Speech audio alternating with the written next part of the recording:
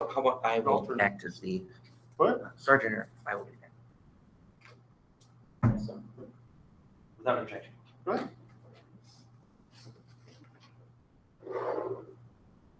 Hold the minutes from last week's meeting.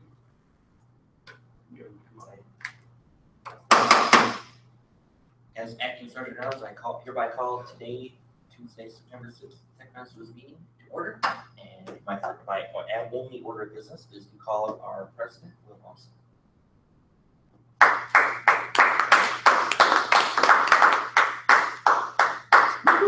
Woohoo! Good morning, TechMasters. Morning. First order of business is, if you'd like to, please help me. Please join with me as we say our pledge of allegiance. I pledge allegiance to the flag of the United States of America and to the republic for which it stands, one nation, under God, indivisible, with liberty and justice for all. Next, we will move to our invocation timer. Who is our invocation timer? Today's timer is Eric Holbrook. Maybe I'll just step into that role.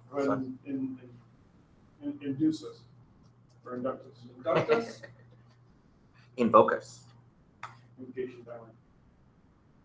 A winner says, let's find out. A loser says, nobody knows.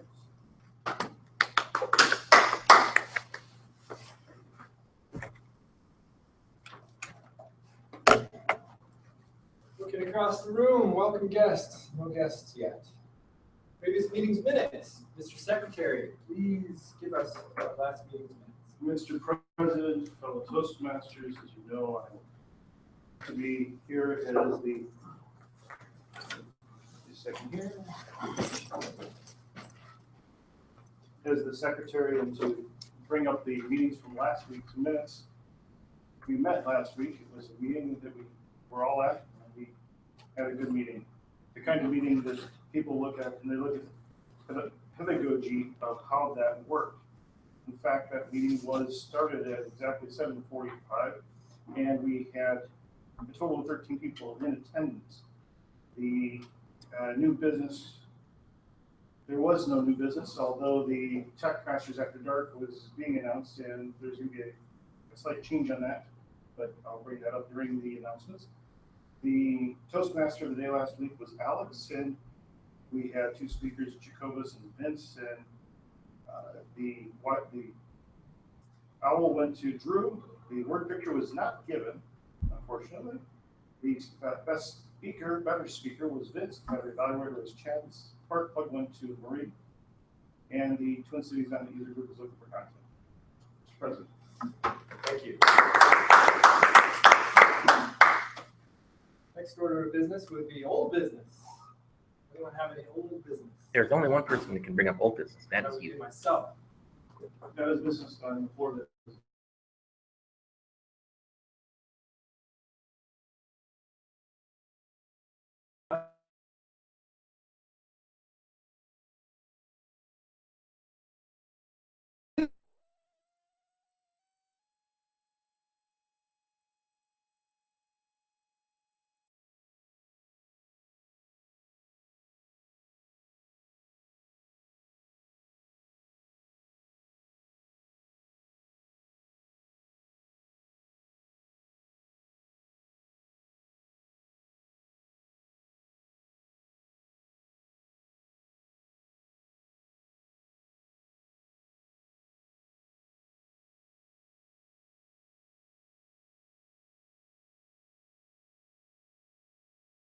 Follow up as to where that file is located, and I believe I do have like photo quality paper to print those on.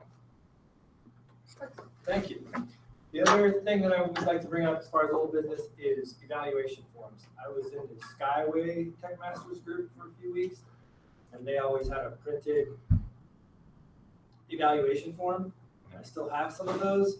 I thought it was valuable to be able to look back and see what kind of feedback you get on your speeches. It helps you do your evaluations. So I grabbed the form. I'm going to copy it. I'll bring it in. Yes. I am fully in favor of doing that. There is an official Toastmasters one I suggest we print that out instead. And I have that in the VP of Education board. Would you like that? Yes. Delegate that to you? Yep. I do not have any new business. Mr. President, I believe new business is not something that you would have. It is where you ask the participants if they would like to make to propose new business. And it generally takes a form of I move that, and then whatever that motion is, and then you do the actual business on that. So at this point, you say, is there any new business? Is there any new business? And if the president cares to do something, what one would say would be the president would entertain a motion that, and then someone else would have to say so. In my defense, I've tried to watch the YouTube video on the rules and orders. It is not new. No. Vince assures me he's going to look into that. Well, delete it. It ain't Next no liquor. slide. President's announcements. .NET user group. Active group. I just went there to see us talk on Xamarin. Very educational, beginner level. I enjoyed it. Jeff, we're still looking for speakers. Anybody want to speak at the .NET user group? This is your slide, Vince. All right. Has there been any other updates other than the one that I made over here to my own row there? Any manual speeches anybody gave? Oh, Jacoba's for sure. Yep, I'm not even sure he's down there. Yep, okay, so I'll change that during the meeting. He is over here. If this was alphabetized, and then I gave up after we had a whole bunch of people. We have Drew on there? I don't know yet. Doesn't look like it. So I will fix those two things during the meeting.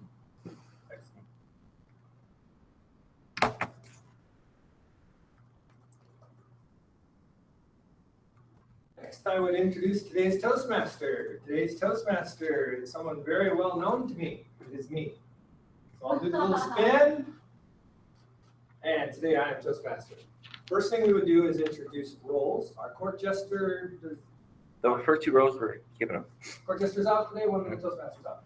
Grammarian today is Drew Anderson. Drew, would you like to stand up? Give us the word of the day. Tell us a little bit about your role. Thank you, Toastmaster. You are Toastmaster president.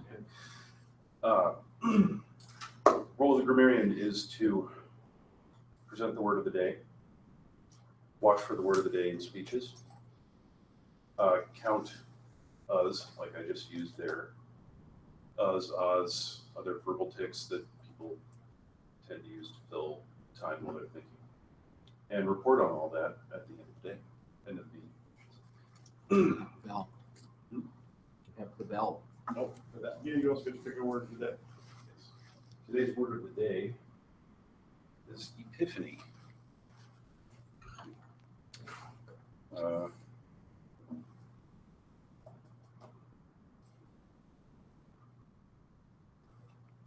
Get it all Yeah. written Would you all, write it on the yes. board? all big and Yes. I think visual reminder.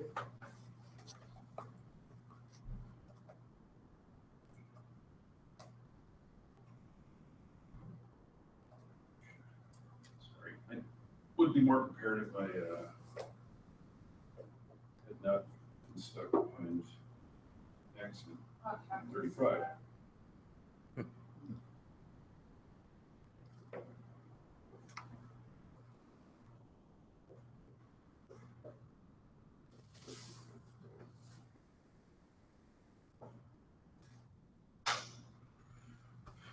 Use it in a sentence. So, Definition. epiphany is, say, a moment of sudden revelation or insight. Definition. Yep. All right, thank you. Next, we would go to the invocation timer. Who is the timer, invocation timer role today? it was Eric. You agreed to fill in. Not in yet. I can do it. Thank you. My role will be to let you know how you're doing on time, so you can summarize your thoughts in a coherent way. Green means you're good, yellow means you're running out of time, and red means please wrap it up, we're done. Thank you.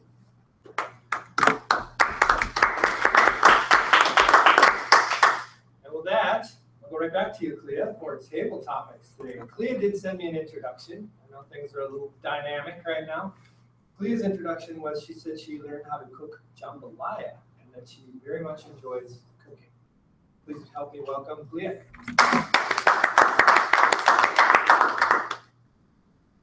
Thank you.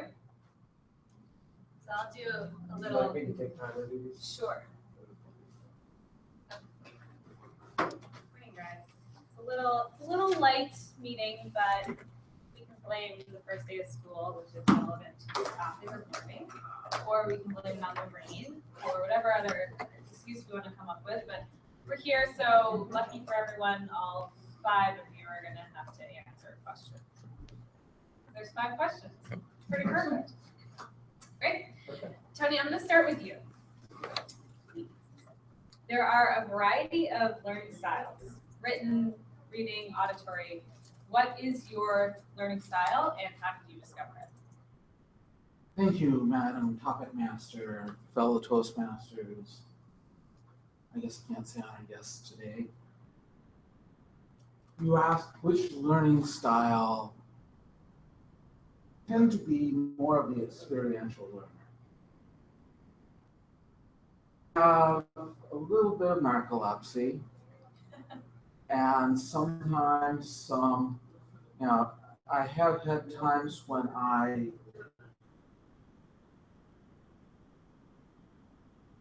have situations when I sit listening to somebody on, especially in a lecture type format, I tend to defocus and lose consciousness. And I have never done well with those type of situations in a typical lecture. I've always enjoyed reading things, but where I learn best is by doing. So if I want to learn how to program something, I start by writing a program. Sometimes I'll copy and paste what they've got, but rarely do I copy what they do. I change it. I make it a little bit different. And that would be the way that I tend to learn best. It's through that experiential learning that I have those epiphanies that are so necessary to becoming a better person. Thank you. I had a teacher who would let me doodle because for me, when I doodle, I tend to retain the information. So very, very few teachers understood that, but she understood it. I do feel well.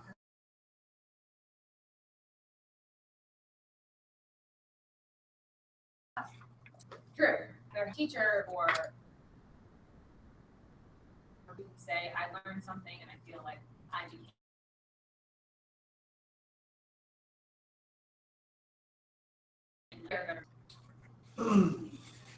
Thank you.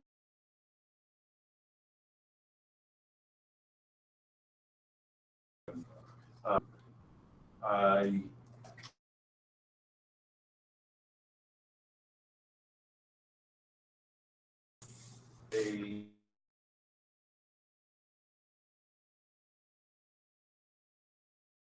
school as a consequence. He was a priest, had been a physics teacher for decades, and had taught probably thousands of students.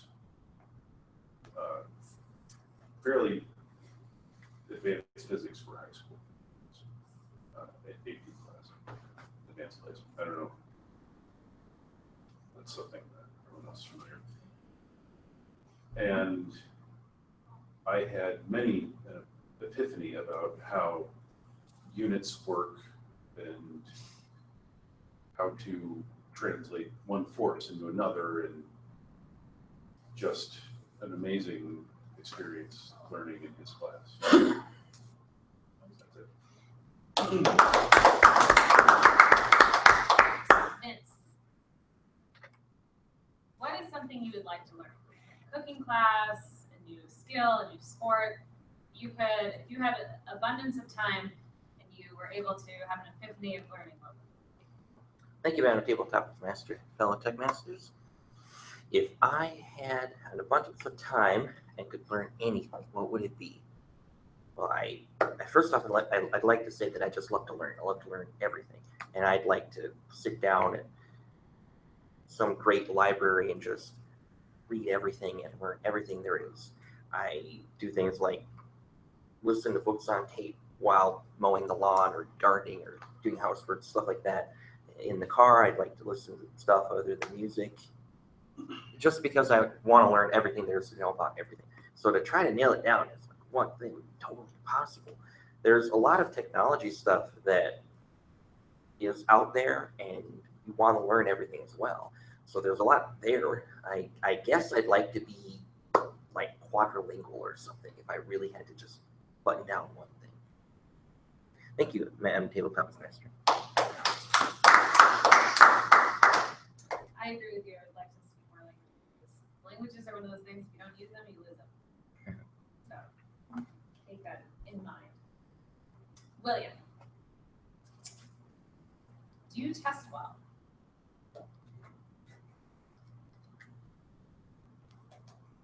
Test well, I don't run stopwatch as well. Thank you. This is Topics Master. Do I test well? I can confidently say that now, at the present time, I do test well. When I was younger, I did not test well. I was one of those people that got very worked up about tests, or even in college, I would sometimes stay up the night before until an hour or two before the exam, thinking I could get as much information in. Absolutely the wrong way to approach a test. I've since learned that if come test day you're not prepared, you're not going to be prepared. Relax, do the best you can. I've taken a number of Microsoft exams, and one of the things that I've noticed is there's strategies to taking tests. Microsoft's, at least back when I took the exams, they would have 4 answers. 2 of them would be absolutely wrong, and you could usually pick them out. And then the other 2, actually I think I'm breaking the agreement not to talk about exams, but the other two would be subtly wrong, and you really had to know what was going on. But it really helped to just go through the questions and say, these are the 2 that I know are wrong, cancel them out right away, concentrate on the other 2. Yes, I believe I am a much better test taker than I used to. Well done. Thank you. Finally, Mike, did you like school? And tell me what was your best or worst year, or you can say middle school, high school, elementary school, college. What was your best time or worst time? Madam Toastmaster, your topic master, fellow Toastmasters, that's an interesting question. Did I like school? And then what was my best time in school? And I think when you look back to your age of people going through this, I have daughters who are right now sophomore in high school, sophomore in college, and I know that for myself, I can put myself in their shoes pretty easily. I remember my sophomore year in high school, I was playing football at about this time. I was just made the team, and I was playing center. They said, you want to play? I said, oh yeah, coach. He said, you went out to be a wide receiver. You can run, you can catch, you just can't run and catch. I would like to be center. I was like, sure, what do I do? And I found that I was responsible for kicking things off and getting things started. And it really started a sense in myself of finding something that I was good at, and I was able to parlay that into many different things. And if you said what was the epiphany of that, was to participate, to play, but also to practice and put in the time. I started lifting weights very, very, very intensely, and I enjoyed the opportunity to play because I found that I was able to do a good job at it. And ended up playing college football for 1 year, and then decided. And I opted, instead of going for reconstructive surgery on my shoulder, to just let scar tissue take hold and hopefully see what happened. And now these years later, I look back at it, and that was probably a good decision. I enjoyed college a lot. It was my 4-year degree was the best 7 years of my life.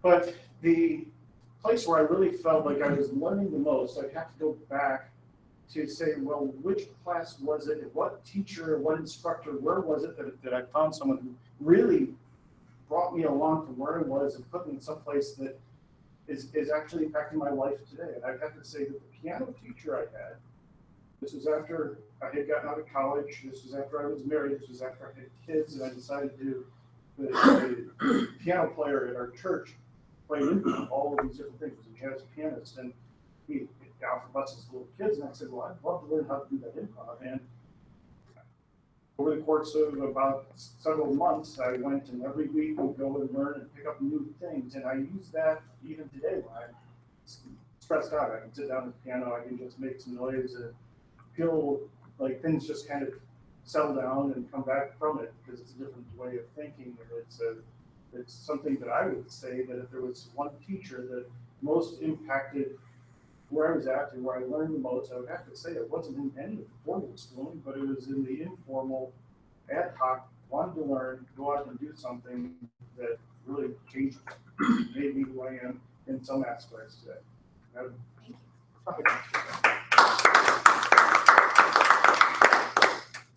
Thank you all very much for your answers.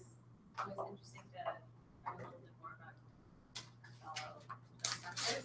With that, I will turn it back over to our TechMaster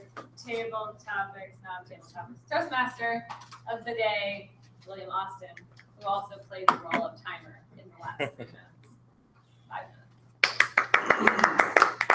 Thank you. A little work. With that, we will take a short break. The speakers, general evaluator, and the evaluators come up. But let's take 5 minutes.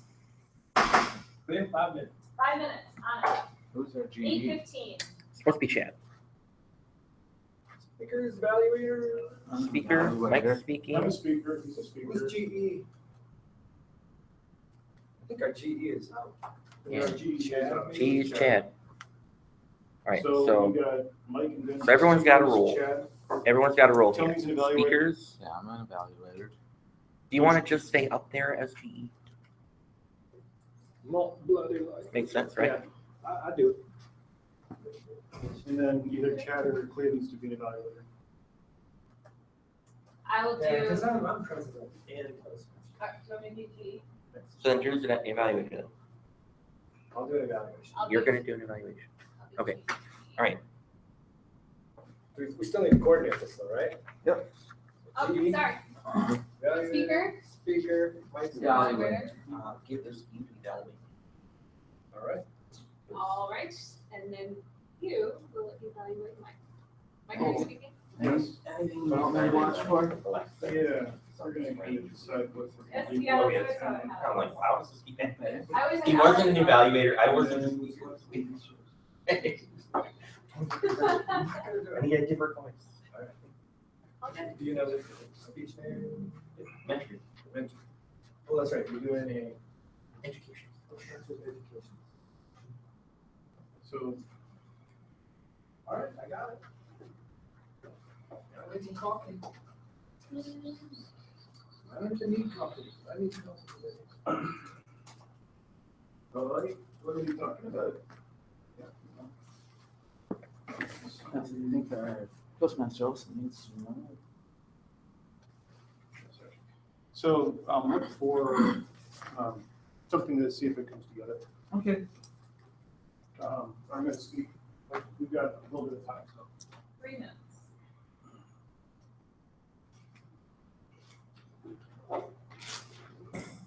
Who's doing it first? You will do it first. All right.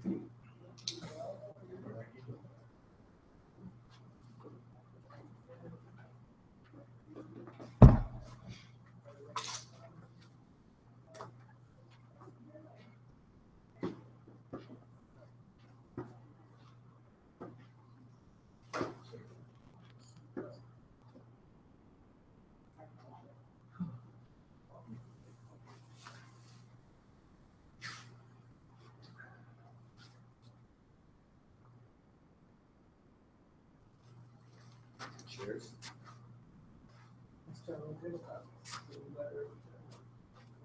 Getting easier. Well, You can use your own word of the day. That's another way. Who's speaking first? Vincent. Okay. Well, that's good.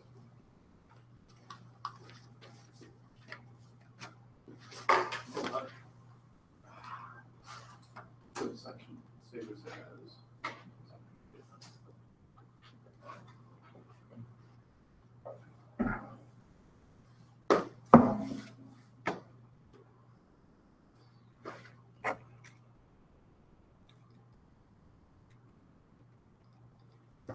You drink coffee, Tony? Nope, Ever? What's that? never. Tea? Tea, Tea's got caffeine in it. Shh. not He's trying to nearly trick as himself. much. Well, it depends what's in tea. Mm. Black tea is pretty. Well, It doesn't have as much. Black tea has about half, 2/3 of what coffee is, the equivalent amount of coffee. Green tea is about 2/3 of what black tea, and white tea is about 1/3 of what black tea. Tea also absorbs slower, more even. Yeah. Yeah. I prefer tea, but everyone else, the world provides coffee too. Yes, I've never really liked coffee, and so I find that if I go someplace that hopefully will have hot water, that hasn't been put in a pot that's had coffee Oh, soaking it's the. worse. It's time. Yes, it ruined it ruined it. Time. All right. Showtime. Ooh.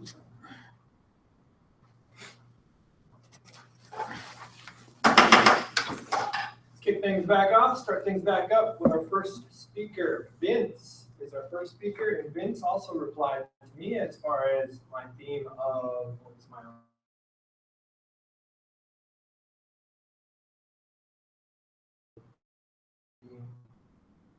He now knows that Rick Steelman likes Sam Bradford as much as he can imagine.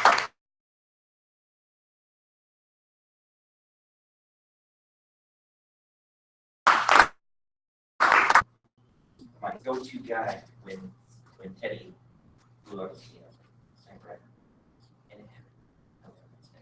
All right. Today I'll be speaking on the Successful Club series module called Mentoring. If you didn't know, Toastmasters has a whole bunch of different educational speeches that people are encouraged to give throughout the year, especially if they're trying to improve a particular area of the particular club. And in order to get various awards like Advanced Leader Bronze or Advanced Communicator Silver, you need to give a couple of these speeches. And they're from different series focusing on different things. And one thing I have been planning on giving at some point in the fall is mentoring, because I feel that that's an important area that we've only been kind of picking up in the last several months. So, anyway, so let's get to it. Okay, so what is a mentor? A mentor takes a personal interest and helps the person that they are mentoring. They're not just going through motions, filling out some paperwork. You're actually trying to sit down and meet with someone and say, I want to help you. They serve as a role model, coach, and confidant. They offer knowledge, insight, perspective, and wisdom. What have you learned in your years as a Toastmaster? How can you help divulge that onto a person that you are mentoring so that they can get up to speed as quickly as possible, so they can learn what you've learned without having to go through all of the same things you did, maybe condensing in a couple of years into 6 months. They help someone become successful. I think this is the most important point. What is it that that person is trying to accomplish when they're joining? Not only that, but what are they going to try to accomplish later? Maybe the first thing they want to do is not sound arrogant in front of a group of people. Maybe after that, they want to be interesting and engaging there in front of a group of people. Then maybe 3-4 years later, they say, you know what? The real ticket here, the biggest thing that you can learn as a Toastmaster is leadership skills.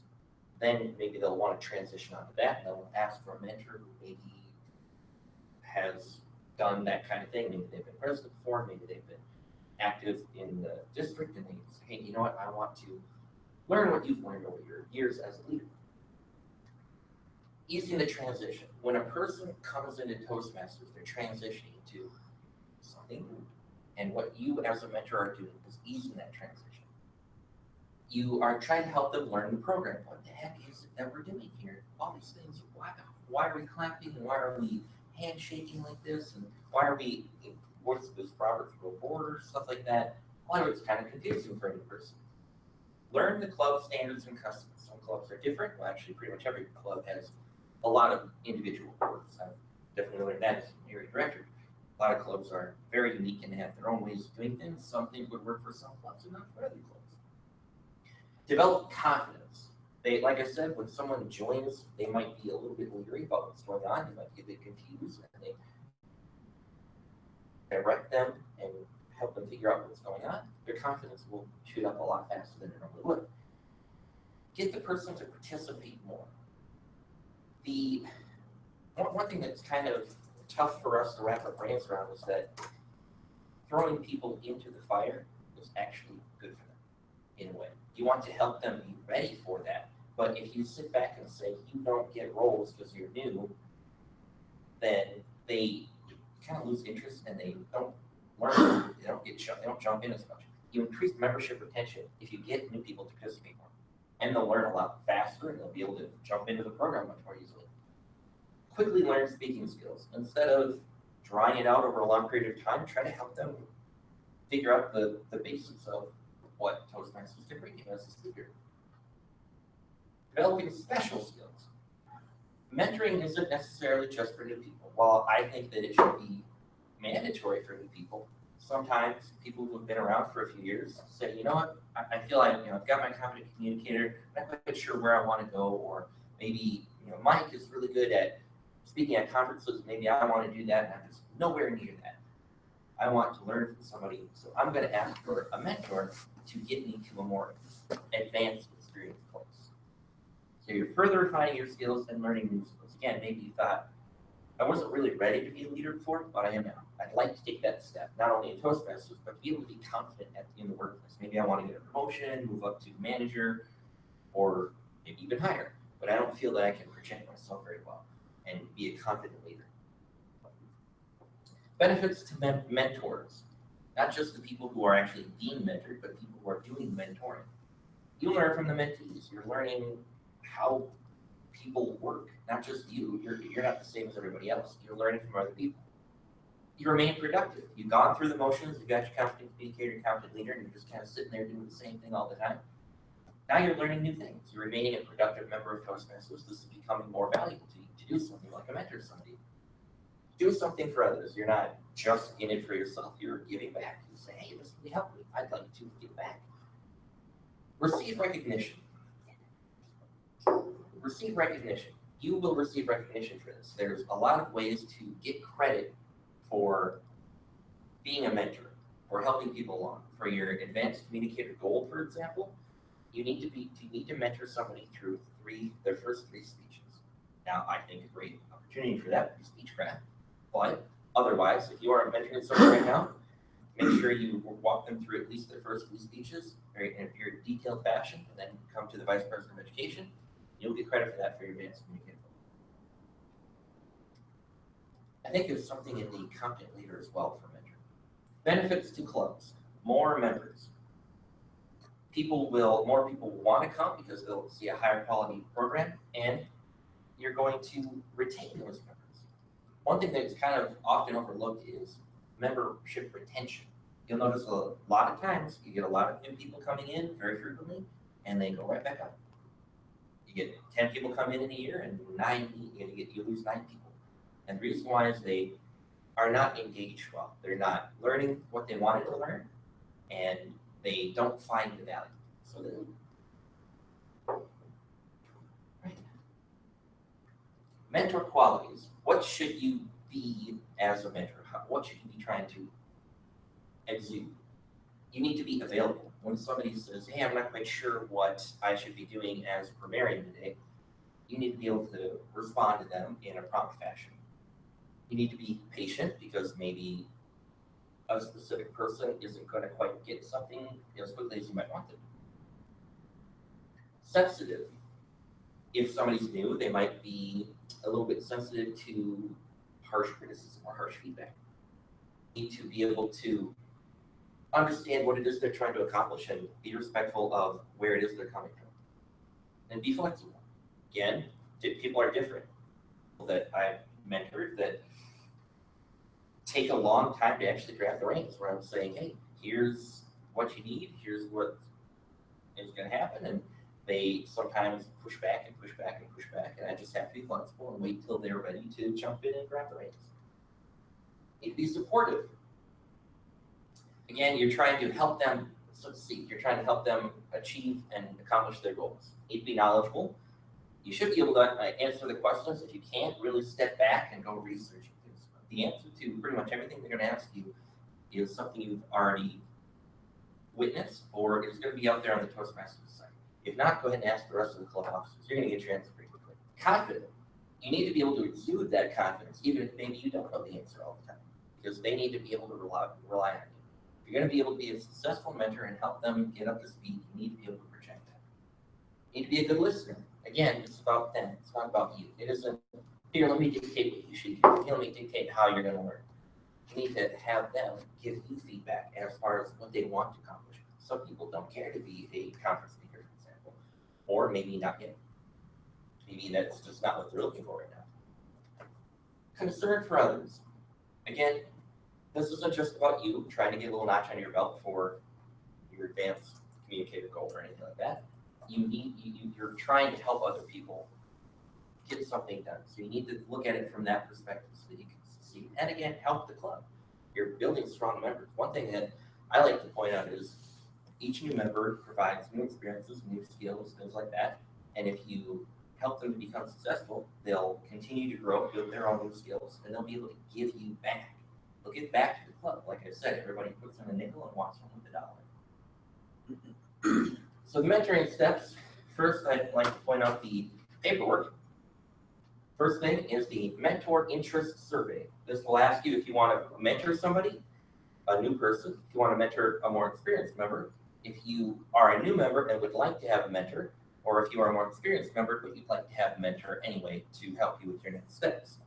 And you fill out your information here, and I would like to pass that out at some point to people who, again, kind of a smaller crowd today, but normally I would have done that at this point. Next step is the mentor assignment notice. If we have decided that Drew's going to be mentored by, I believe, Chad, I would give this to Chad, but he's not here today, and I'll give this to Drew later on today. The mentee assignment notice is the next one. And then what I think we should point out is the new member profile. The new member profile asks people, what do you want to accomplish as opposed to what are your goals right now? Then your mentor will actually know what to say. And the mentor certificate is what we give to the mentor after the completed assignment.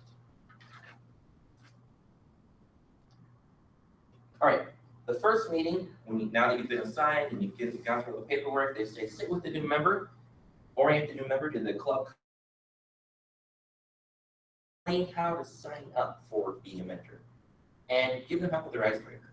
We used to push people a little too far back, months into being a Toastmaster before we put them on the schedule for an icebreaker. But no, we're supposed to do that in a couple of weeks.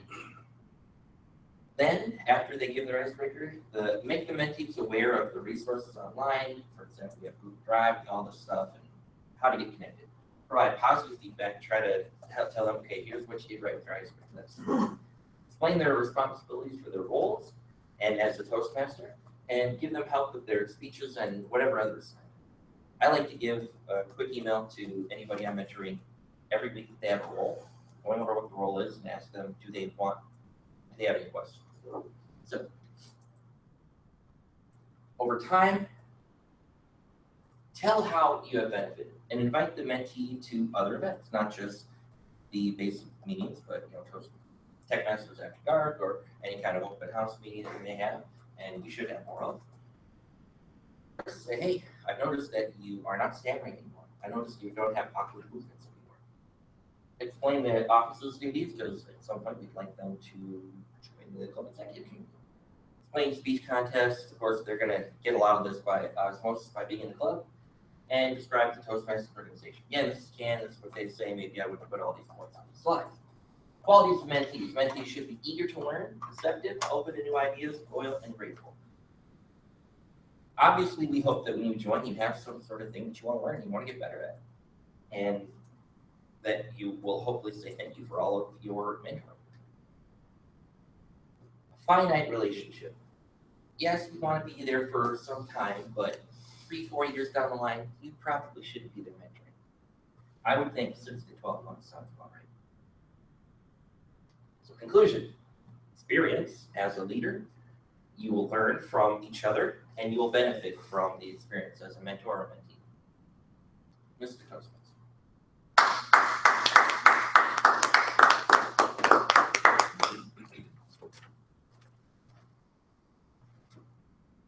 Vince.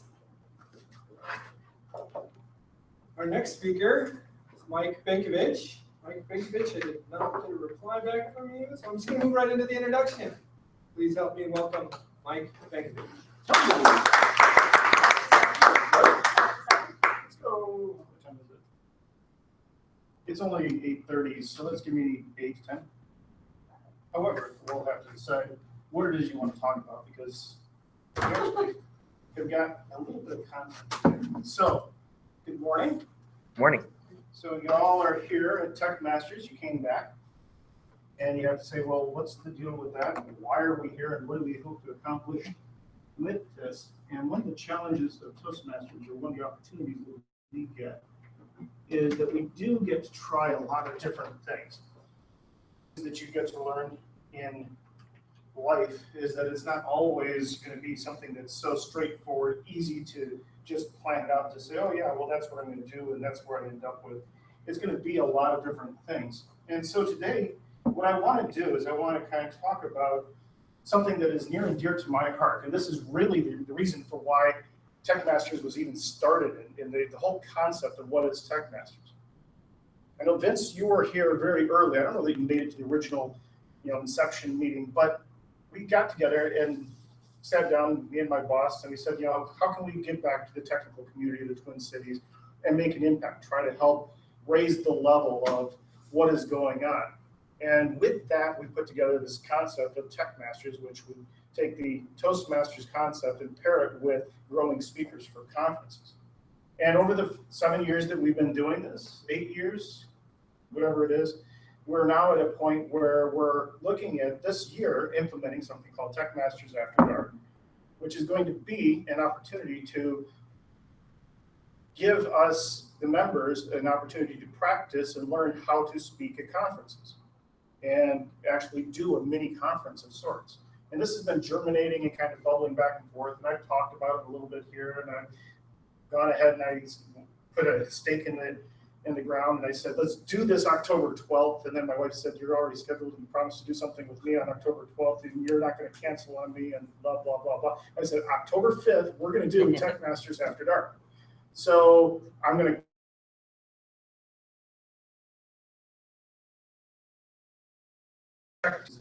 give us an opportunity to go out and practice.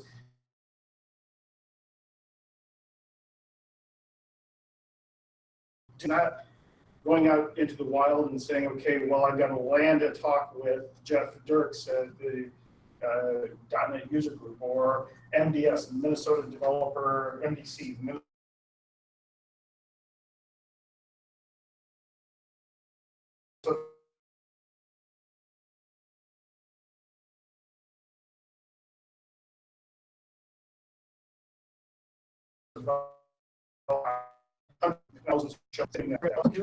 Something that's related to the technical stuff. And several people in this club have actually said that they would be interested in doing it. And so along those lines, I was like, well, I want to do a talk today. Vince asked me Sunday morning at 7:19 was when the email came in saying, hey, by the way, could you do a talk for us on Tuesday because someone dropped off the schedule? And I said, well, sure, I'd be glad to. He was a little bit surprised. I responded within 2 minutes. However, that's me on Sunday morning, and yeah, I couldn't sleep because I was working on work stuff and just kind of like cranking along. So the whole idea is that TechMasters After Dark is all about buying a ticket. I know some of you have heard the story I tell about the guy who goes into the church. You recognize the story? He falls down and he goes up to the front, says, "Dear Lord," says, I'm down on my luck. This is hard time. We really need to, I need something. I need something now, and it's that time. I need to win the lottery. Goes to Hail Mary, walks off, and weeks go by, and comes back in but 2 weeks later, and he's looking a little bedraggled, and he says, I came here before, ask and you shall receive. I need to win the lottery. And really, I need to win the lottery. Double Hail Mary. A couple weeks go by, and he shows up, and he's all bedraggled. He's kind of smells of alcohol, and he's kind of falls down as he says, Lord, I'm not kidding. This is it. I need to win the lottery. And a booming voice says, buy a ticket. And in Toastmasters, TechMasters, this is that ticket. TechMasters After Dark is buy a ticket because it's our chance to actually go out and participate in this. Buy a ticket. Do a talk. If you haven't spoken at a conference, go outside of your comfort zone and look at this as an opportunity to practice and then to take what you learn and apply it into other things that you go forward with. Buy a ticket is all about how do we get there. And when you think about it, it's not just buying a ticket, but it's also having a plan, having a way of saying, are we going to be able to measure the success of this? Because speaking at a conference might be your end goal. Hopefully it's not. Hopefully you're using that as a stepping stone as part of a bigger picture of things. I'm going to speak at conferences at TechMasters After Dark, but then I want to go to NBC, and then I want to do regional conferences, go to St. Louis and Omaha and Kansas City and do those talks. And that conference in Wisconsin, which I've never been actually accepted to, not personally, but Mr. Vince, who brings his family each year at conference, that's great. But what do you get out of speaking at conferences? It is the confidence that you can do it. It's the energy from being with the audience. It's the credibility you can put on your resume and say, yeah, I do know something about whatever. And it's also the willingness to stand up and be a leader and be a participant in the community and really give back to those that talk called Confessions of an Evangelist, speaking at a conference, different tactics of how do we go through and actually plan out, do that, and lay out things like the call for content. Well, their tactics are come up with a really sexy, cool title. If you can include kittens in there, ninjas, and I don't know, something that's like Pokemon Go, you're gonna get attraction for, hey, this is cool. Must be an interesting title. I'm going to use IoT to rework how nuclear power plants or something like that, or taller and faster by speaking conference. Come up with a title, and then you write an abstract or your description of what it is you're going to talk about. Version and the longer version. Probably when you're starting out doing this, come up with things that you're passionate about. And then wordsmith the titles and then kind of bounce them off your friends. Hey, I'm thinking about doing this. What do you think of this idea? What do you think of that idea? As feedback into how you plan what that content is, and then submit it. Submit it to TechMasters After Dark. Submit it to NBC. Submit it to HTC. All of the different things. And start laying out where it is that you could go out and do this. And then strategically wordsmith it, and then use that as your entree to get into it. But just then you get accepted. Someone says, yes, we're going to have you on our schedule. Now the work begins, because now you actually have a commitment to deliver that work. It's sort of like going out and doing a sale. It's like they're committed to using us, but now I've got to put together a statement of work, and I've got to execute on that to bring it to fruition. This is a speech I gave called IPA. What's your IPA? Do you guys remember that? Yes. What's your intent, plan, and then act? IPA is how do I plan it out, put together the content, make sure that content's really good, but then actually have a follow-up plan so that when we get done with it, we get feedback, you get reviews, and you've got references so the next time you submit, people will know you or can go back and refer to this. If it's a recording, that's all the better, because then you can say, yeah, if I ever gone out and spoken to stuff before. The next thing is executing with excellence. That's where I get up the day of the talk. That's where I look at and I think, okay, well, this is it. I'm gonna get up and whatever. Don't be up late the night before and partying with your buddies and whatever, but be thinking about how can I be rested and ready to get up and do the best job that I can. It's an epiphany of sorts to be able to say, what is it that I'm trying to accomplish